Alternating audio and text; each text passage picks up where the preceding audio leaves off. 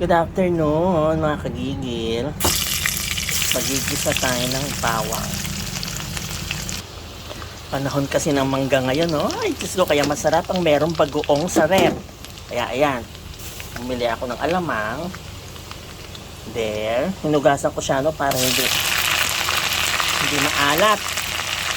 Yan, gigisa lang natin yan. Hindi ganito kabilis lutuin to, no? Matagal-tagal to. Kailangan lutuin maigi ang bagoong, okay? Siguro mga 15 minutes. Yan, sige lang. Yan, habang niluluto yan, lalagyan natin ng vinegar. Lagyan tayo ng suka, ano?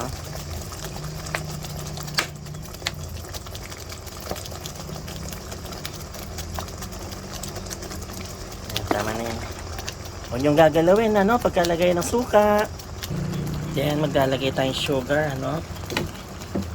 Para namis-namis ang ating bagoong. Yan. Ayan. After 15 minutes, luto na yung ating bagoong. Ayan, tignan nyo, oh. Pa natin.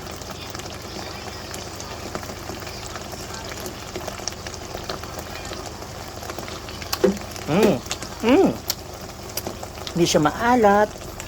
Manamis-namis. Tama rin yung asim. Nako, Diyos ko. Mamitas na tayo ng mangga. At kakain na tayo. Masarap ang ating bagoong mga kagigil. Kain tayo.